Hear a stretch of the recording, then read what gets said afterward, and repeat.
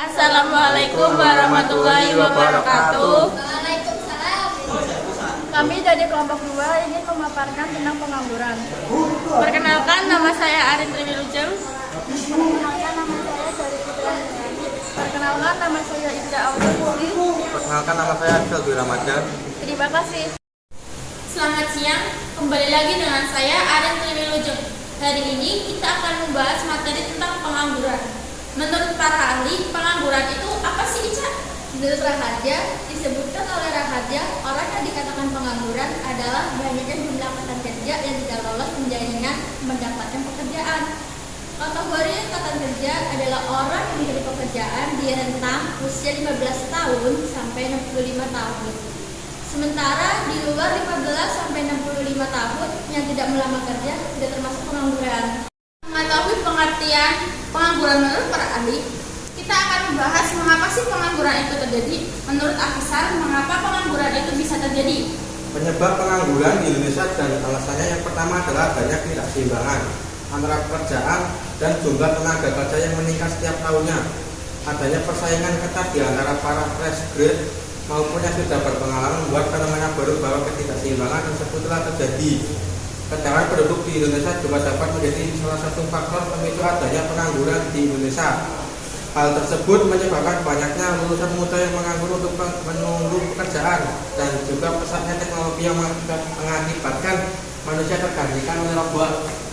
Mengetahui penyebab dari adanya pengangguran, kira-kira bagaimana sih cara mengatasi pengangguran? Menurut Zahari, gimana cara mengatasi pengangguran?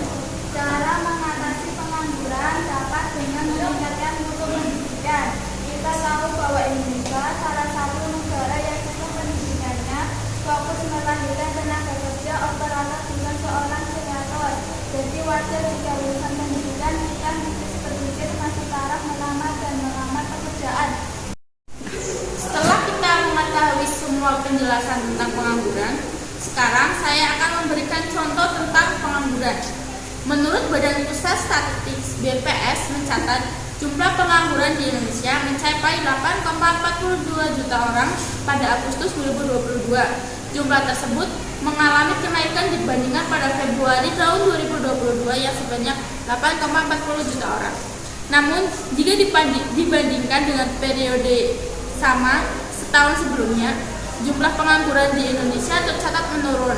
Pada Agustus 2021, jumlah pengangguran di Indonesia sebanyak 9,1 juta orang. Jika dibandingkan dengan total angkatan kerja yang sebanyak 143,72 juta orang, tingkat pengangguran terbuka atau TPT di Indonesia terpantau sebesar 5,86% pada Agustus 2022. Angka tersebut meningkat 0,03% poin dibandingkan pada Februari 2022 yang sebesar 5,83%.